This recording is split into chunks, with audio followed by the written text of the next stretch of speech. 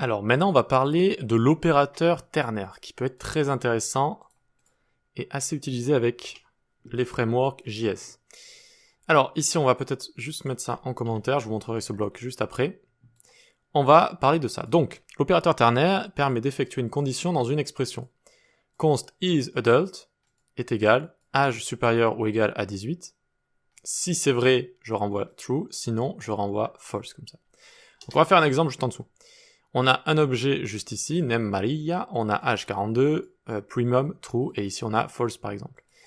Eh bien, on pourrait loguer déjà dans un console log si vous voulez. On pourrait dire passenger1.age supérieur ou égal à 18, point d'interrogation. Là, si vous voulez, on pose une question.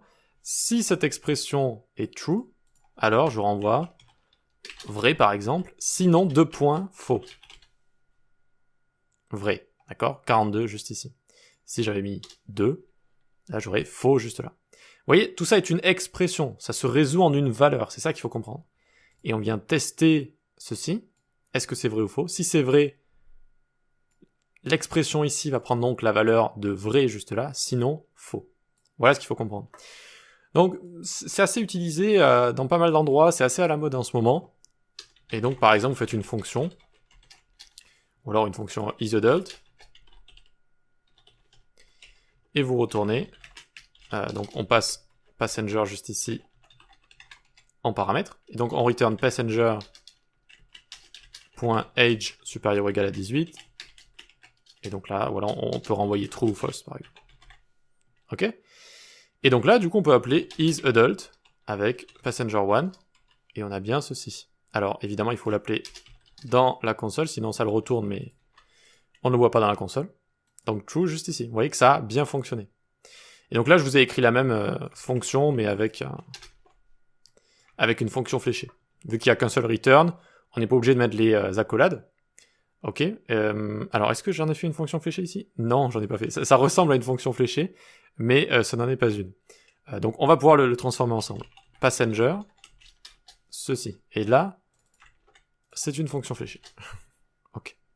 Tac. Voilà, donc là on a la même chose. Ok. Donc peut-être qu'on va appeler 1 et 2 si vous voulez, juste pour pas avoir d'erreur. Donc passenger juste là, c'est le paramètre qu'on a juste là. Ensuite fonction fléchée, vu que j'ai qu'un seul return, je suis pas obligé de faire ça. D'accord, je peux le faire sur une ligne. Et sinon c'est la même chose. Je return donc l'opération ternaire juste là. Voilà. Donc ça me donne le même résultat juste ici. Ok. Très bien, très bien. Donc bon, les fonctions fléchées, alors ça peut dépendre d'un style de code, ça peut dépendre plutôt d'un endroit d'utilisation, d'accord? Car les fonctions classiques sont quand même plus pratiques, vu qu'on n'est pas obligé de les mettre dans une constante, on peut les utiliser avec un add event listener ou ce genre de choses, et ensuite les déclarer, ça garde une certaine logique dans le code. Néanmoins, les fonctions fléchées sont beaucoup plus pratiques quand on a besoin d'utiliser des fonctions callback, et on reviendra dessus plus tard. C'était juste pour vous montrer les deux syntaxes ici, d'accord? Ok, donc on peut mettre ça en commentaire. Donc, on va voir quelque chose qu'il ne faut pas faire. On peut enchaîner, en fait. On peut enchaîner les opérations ternaires. On voit que c'est horrible ici. Déjà, on n'a pas envie de le lire. Bon. Est égal âge. Alors, ici, par exemple, on prend... Alors, il faudrait même faire quelque chose comme ça. Vous voyez, devant âge à chaque fois ici. Alors, pour remplacer tout ça, vous faites CTRL D, D, D, D, D. Vous faites passenger.age, par exemple. Ok? Voilà. Donc, ça commence ici. Est-ce que passenger.age est supérieur à 0 et inférieur ou égal à 20. Si c'est vrai, je renvoie premier âge. Sinon, j'enchaîne sur une autre opération ternaire. Est-ce que passenger.age est du coup supérieur à 20 et inférieur ou égal à 40? Si c'est vrai, j'envoie second âge.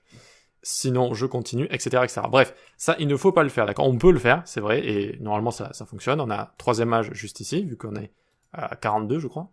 Voilà. Mais il ne faut pas le faire, d'accord? Il ne faut pas le faire. D'ailleurs, troisième âge... Premier âge, juste ici, si on est entre 0 et 20. Second âge, ah oui, troisième âge entre 40 et 60, d'accord. Je sais pas si c'est exactement comme ça que ça fonctionne, cette expression, mais bref, en tout cas, je voulais juste vous montrer qu'on ne fait pas ça, voilà. Parce que ça, à débugger ou à lire ou à comprendre, c'est juste un enfer. Faites des conditions classiques, un switch ou quoi que ce soit. Par contre, pour des petits retours de fonctions et ou pour des petites expressions pour vérifier rapidement une condition, ça c'est très très pratique, voilà. Donc c'était l'opérateur ternaire avec le point d'interrogation 2 points ici, et ça nous permet de faire ce qu'on appelle des opérations ternaires. Voilà, on peut passer à la suite.